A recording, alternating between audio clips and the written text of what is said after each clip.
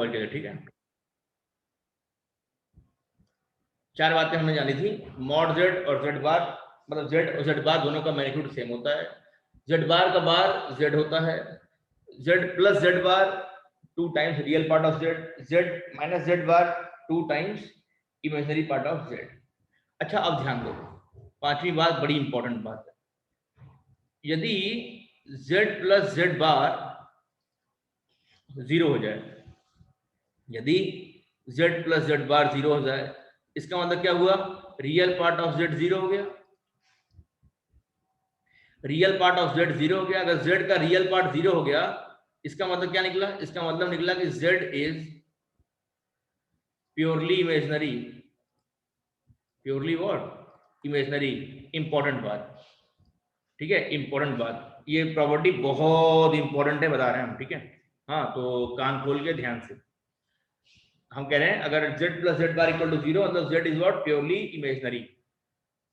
Similarly भैया, अगर z minus z bar equal to 0 आ रहा है, इसका मतलब इमेजिनरी पार्ट 0।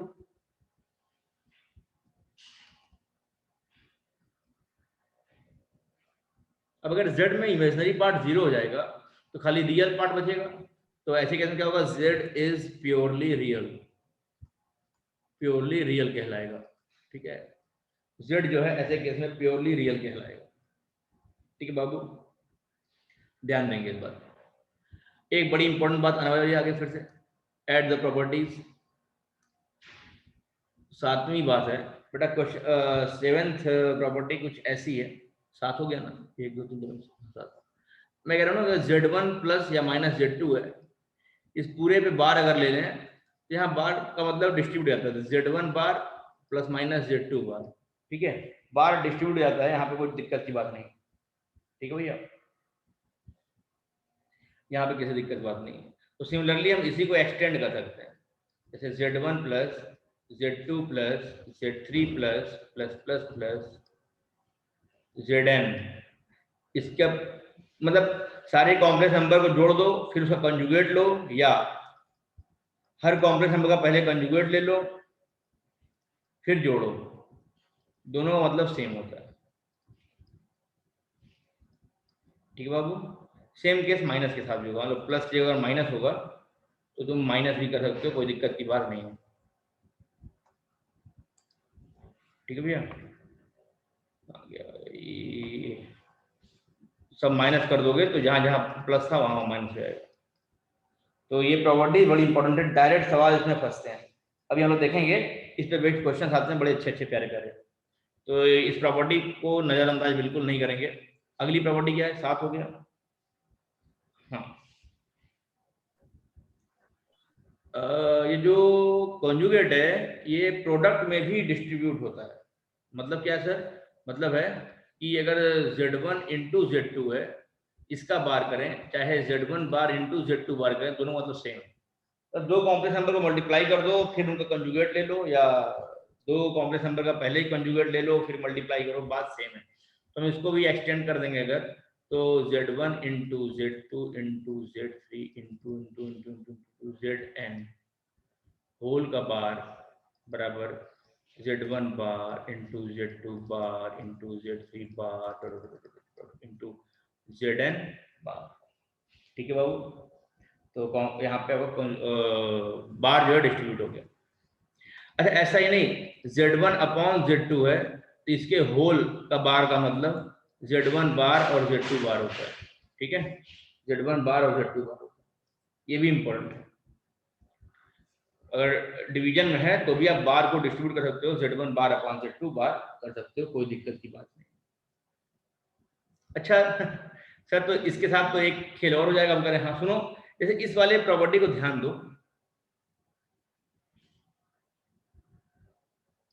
तो इसको हम ऐसे लिख रहे हैं, जैसे मान लो ना कि z1 z2 z3 zn सबकी वैल्यू केवल z हो जाए, तो ये z हो जाएगा, z into z into z into z into z into n बार होगा, तो ये बन जाएगा z का पावर n। बोलिए भैया, और पूरे का बार लगा हुआ है, पूरे का बार लगा हुआ है, बोलो है कि नहीं? अच्छा, ये क्या है? अगर z1 z2 सबका नाम z है, तो ये आपका z बार n बार, तो क्या जाएगा z बार का पावर n। मतलब पावर और बार को आप इंटरचेंज कर सकते हो, कोई दिक्कत की बात नहीं है। वेरी इंपॉर्टेंट बात, वेरी इंपॉर्टेंट बात, पावर और बार को आप इंटरचेंज कर सकते हो, बड़ी ही इंपॉर्टेंट महत्वपूर्ण बात है ये जीवन में हम बता रहे हैं आपको। ठीक है, जल्दी छापो, 1 मिनट है छाप लीजिए।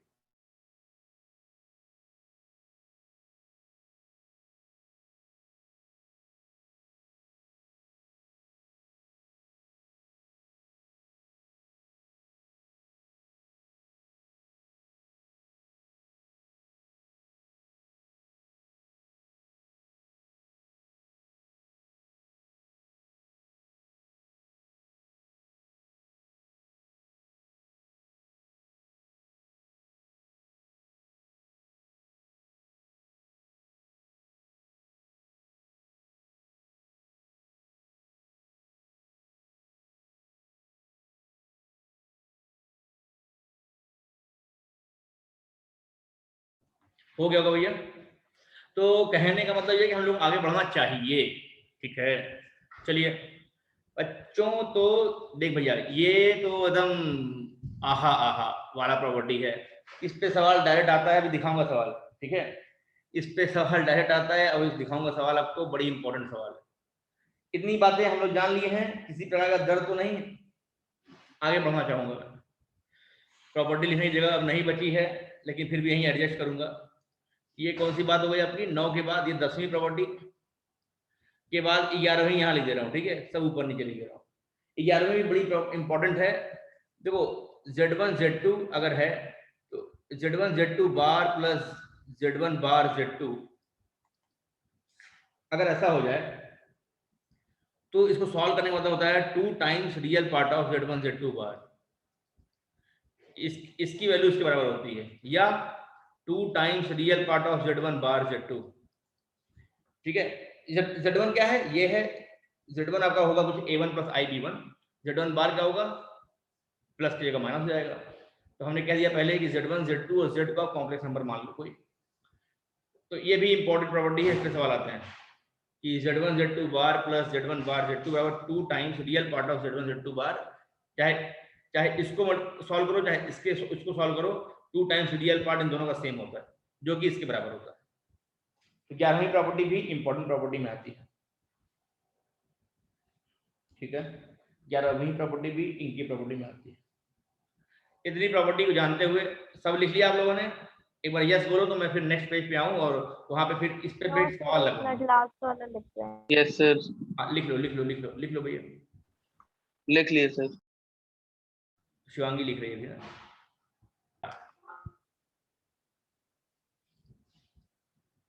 x माइनस 3/3 प्लस आई, y माइनस 3/3 प्लस 3 माइनस आई, ऐसा मान लो। मान लो इसकी वैल्यू आई है। इफ दिस इज इक्वेशन जहां पे x y रियल नंबर है, तो x और y की वैल्यू बताइए। Find x and y। ठीक है, अगर ये दिया हुआ है भाई, बहुत सिंपल है, इधर उधर करोगे आपको आंसर मिल जाएगा। फाइंड x एंड y, समय है निकालने का आपके पास मात्र 1 मिनट, समय शुरू होता है अब। क्रॉस मल्टीप्लाई, जैसे हम लोग रियल नंबर में फ्रैक्शन का एडिशन करते हैं वही काम करते हैं। अब क्या देखो, ये मल्टीप्लाई होगा तो x इंटू 3 3x, और x into y minus minus i x,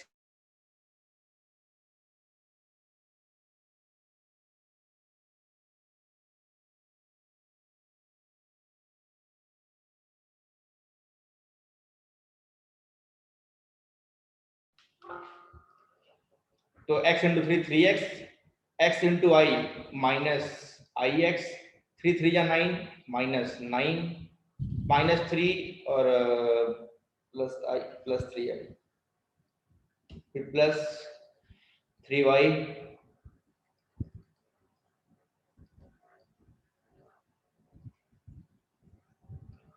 minus 3i।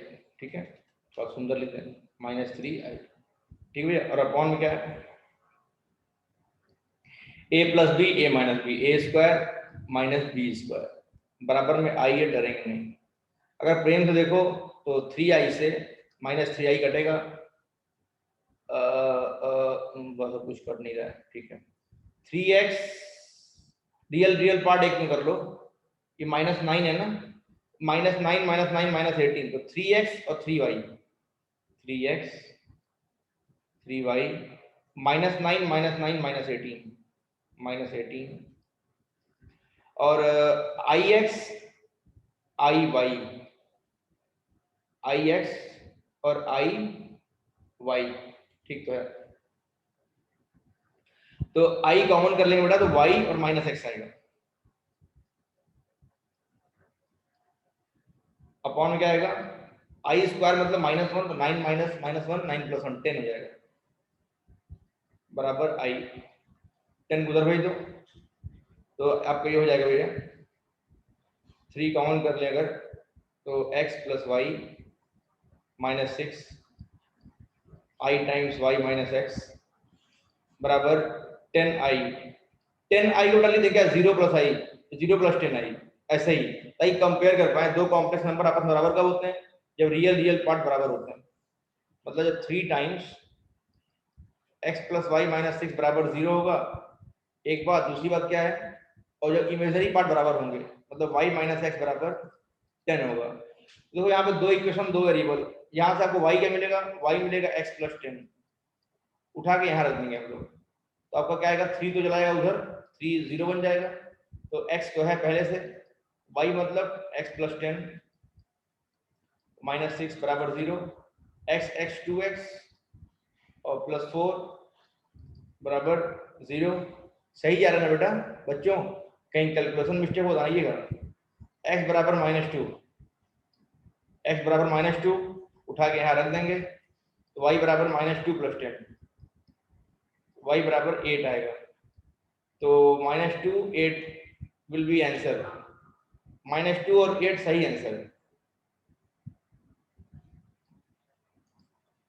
सबको समझ में आया बताने के बाद?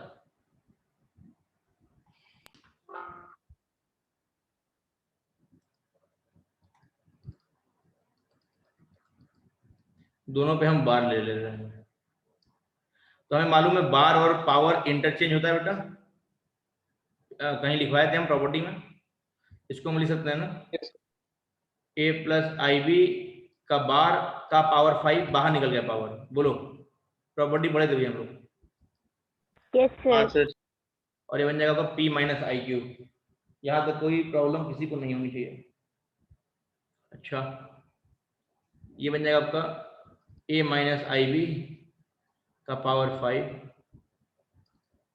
ये बन जाएगा आपका p - iq, हम -i कॉमन कर ले रहे हैं, तो बन जाएगा आपका ये b बन जाएगा, ये -a/i बन जाएगा। बोलिए भैया, कोई दिक्कत किसी को? No sir. नहीं सर। -i कॉमन कर लिया तो 5 पावर में है, तो -i/5 बाहर आएगा पूरे पावर ब्रैकेट से, और ये b बन जाएगा, यहाँ a/-i आएगा, मतलब -a/i आएगा। यहाँ भी -i कॉमन कर ले रहा हूँ, तो यहाँ बन जाएगा आपका q - p/i। बेटा हमको मालूम है i = -1/i, हम लोगों ने पढ़ा है, -1/i को i या 1/i को -i हम लिख सकते हैं बाय यूजिंग दिस प्रॉपर्टी। अच्छा, i की पावर 5 क्या होगा, माइनस भूल जाओ, i की पावर 5 मतलब i 4 से एक बड़ा है, i माइनस लगा हुआ है, माइनस ऑड पावर है, तो माइनस i आएगा, -i की पावर 5 मतलब -i आएगा। ये बनेगा b -1/i को i लिख देंगे,